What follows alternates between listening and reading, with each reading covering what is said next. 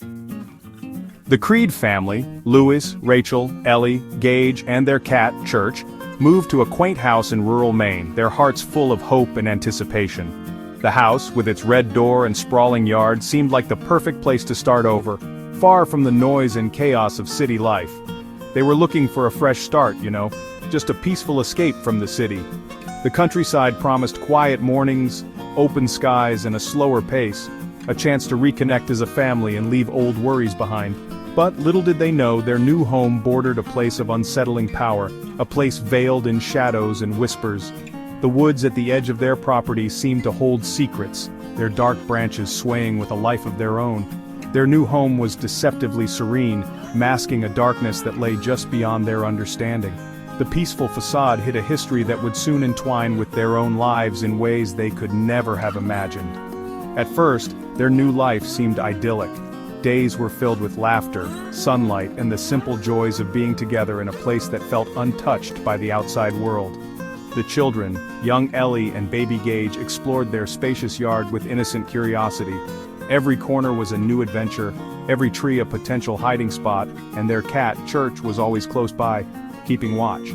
I took a job at the university, eager to provide for my family, while Rachel, my wife, tended to our needs, her heart soothed by the tranquility of our new life.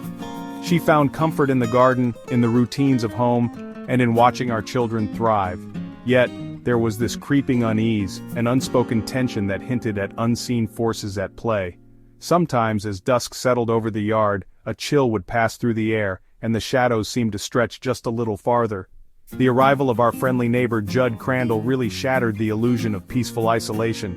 He greeted us with warmth, but there was a weight behind his eyes, as if he knew more than he let on. He became a source of local lore, a sort of harbinger of the darkness hidden within the woods bordering our property. Judd spoke of the land's history, of things best left undisturbed, and his stories lingered in our minds long after he left. He warned us, with a knowing look, about the busy road that cut through our idyllic countryside. The road, he said, was dangerous, claiming the lives of pets and wildlife, a constant reminder that even paradise has its perils. His words, heavy with unspoken meaning, foreshadowed the tragedy that awaited us. In that moment, the promise of a new beginning was shadowed by a sense of foreboding, as if the land itself was holding its breath, waiting for what would come next. Our new neighbor Judd revealed a secret path behind our house. He was the kind of man who seemed to know every story the land had to tell, his eyes always glinting with a mix of mischief and warning. When he beckoned us to follow, it felt like stepping into a local legend. The path wound through tangled undergrowth and led to a place known as the Pet Sematary, a small clearing in the woods where generations of locals buried their beloved animals. The ground was uneven, dotted with makeshift headstones and faded names, each one a testament to the love and loss of families before us. The air hung heavy with a strange energy, a mixture of sorrow and something ancient, something unsettling. It was as if the woods themselves remembered every tear shed, every whispered goodbye, and every secret left behind. The trees stood close, their branches gnarled and twisted as if recoiling from an unseen force. Shadows seemed to linger a little longer here, and the wind carried faint, almost inaudible whispers that made the hairs on my neck stand up. Ellie, with the fearless curiosity of a child, grew fascinated by the pet cemetery. She wandered among the graves, reading the names aloud, her voice soft and reverent, as if she understood the importance of this place even at her young age. She asked questions about death, about what lay beyond, her young mind trying to grapple with the concept of finality. Sometimes her questions were simple, but other times they cut straight to the heart of what it means to say goodbye forever.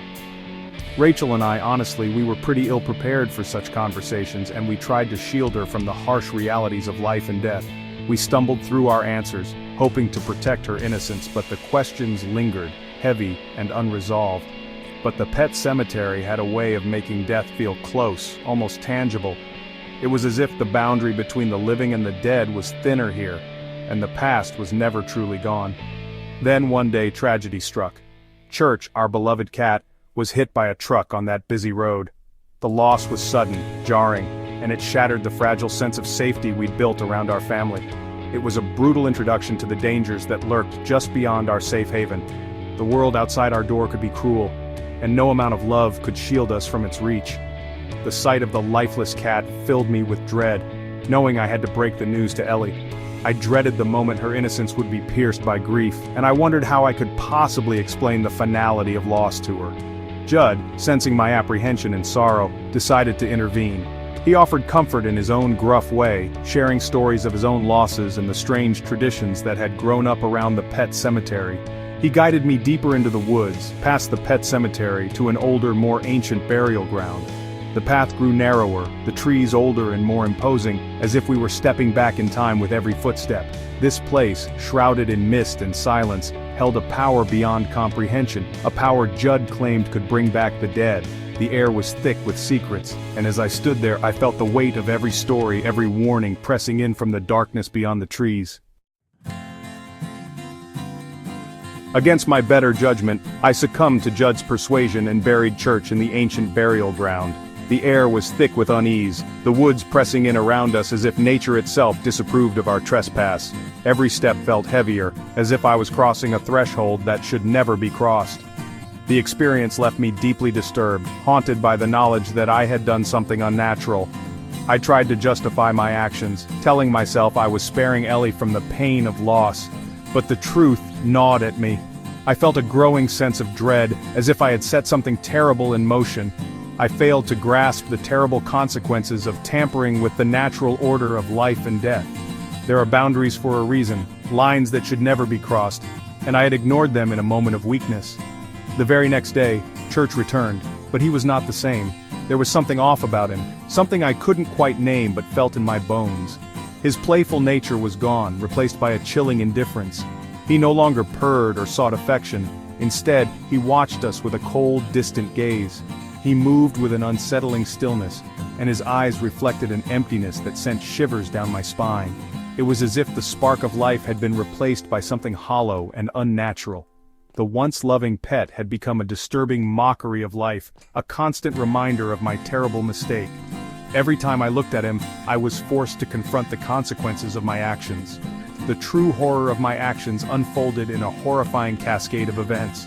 It was as if the world itself was punishing me for my arrogance, for daring to defy the natural order.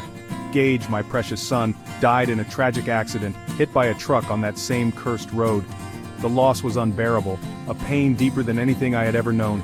Grief overwhelmed me, twisting my love for my son into a desperate, irrational hope. I was blinded by sorrow, unable to accept the finality of death. I clung to the memory of the resurrected Church, my mind consumed by the impossible possibility of bringing Gage back. The thought haunted me day and night, growing louder with each passing hour. Driven by the unbearable pain of losing a child, I ignored all reason, all warnings. The voices of caution faded, drowned out by the desperate hope that I could undo the tragedy. I convinced myself that this time would be different, that this time, the resurrection wouldn't be as horrific as it was with Church. I told myself that love could conquer the darkness, that my intentions would somehow change the outcome. I clung to this delusional hope as I dug my son's grave, the earth cold and unforgiving beneath my hands. In that moment, I was blind to the truth. Some boundaries once crossed can never be uncrossed, and the price for defying nature is always far greater than we can bear.